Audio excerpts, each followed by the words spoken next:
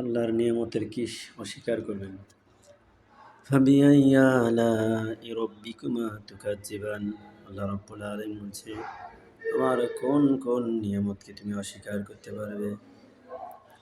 যত দুনিয়া নিয়ামত দিয়েছে সবচেয়ে বান্দার জন্য তার জীবনের সবচেয়ে বড় নিয়ামত হচ্ছে ঘুম, হাত পা কর্ণ, যাবতীয় যা বুঝায় সব কিছু আল্লাহ রাব্বুল আলামিন বলছেন তা শুনুন। ফাবিআইয়ি আলাই রাব্বিকুমা তুকাজ্জিবান। আমার কোন কোন নিয়ামতকে অস্বীকার করবে? রব্বুল আলামিন বলছে, বান্দা, তোমার যে জিহ্বা দিয়েছি, যে জিহ্বা দিয়ে তুমি সমস্ত সুস্বাদু জিনিস টের পাও।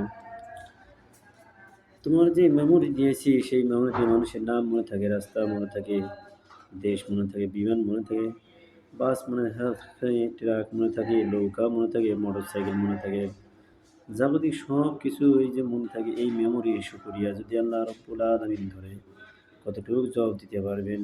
এই জন্য আল্লাহ বলছে, বান্দা সতর্ক হও, এইভাবে তোমাদের দিন যাবে না। ওই কবর আছে, হাসর আছে, মিজান আছে, ফুলসিরাত আছে, এরপরে তোমাদেরকে জান্নাতে যাওয়ার আগে আল্লাহ রব্বুল আলামিনের সামনে তোমাদেরকে উঠতে হবে, দাঁড়াতে হবে।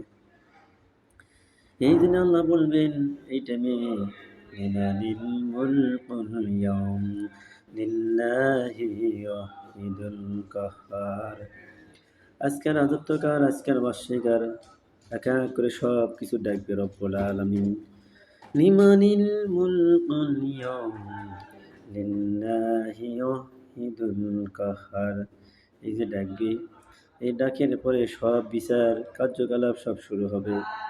সমস্ত বিচার হওয়ার পর বান্দা জান্নাতে যাবে কি জাহান্নামে যাবে, এরপরে বান্দার সিদ্ধান্ত এসে সব সে জায়গায় পৌঁছে যাবে। এই জন্যে আলিয়াউমা আকমালতু লাকুম দীনুকুম, এই দিন আপনাকে বুঝতে হবে, দিন পরিত্যাগ করে কোথাও যেতে পারবেন না। এই দিনের আমলেই থাকতে হবে, আমলের সলে তৈরি করতে হবে। ইহদিনাস সিরাতাল মুস্তাকিম, সঠিক সরল পথে পরিচালিত করো, এই কথা আপনাকে সিজদায় অসংখ্যবার বলতে হবে। সামিআল্লাহু লিমান হামিদা, রব্বানা লাকাল হামদান কাসিরান তাইয়িবান মুবারাকান ফি, এই জায়গাও আপনাকে বারংবার আপনাকে তেলাওয়াত করতে হবে।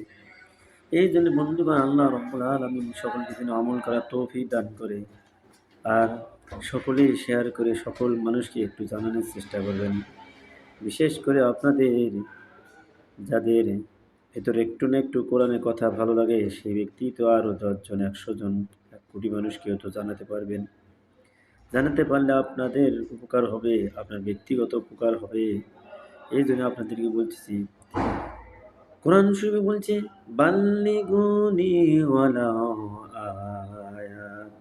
আমার একটি আয়াতের কথাও যদি তোমরা শুনে থাকো আর যদি বুঝে থাকো, এই কথা আমার অপর বান্দা বান্দির কাছে তোমরা পৌঁছে দাও।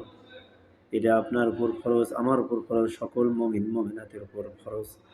সকলকে যেন আমল করার তৌফিক দান করে, আর সকলে যেন শেয়ার করে সকল মানুষকে যেন জানাতে পারি, এটাই সকলেই চেষ্টা করেন না। এই জন্যে সকলেই আমলের অবস্থায় যেন দুনিয়াতে আমরা বিদায় হয়ে যেতে পারি। একটা সাধনা থাকবে, আমি মৃত্যু কলেমা পড়তে পড়তে বিদায় হয়ে যাব। দ্বিতীয় সাধনা থাকবে, আমি হাসতে হাসতে জান্নাতে চলে যাব। তাহলে সকলকে শেয়ার করে দিন এই ধর্মের কথা।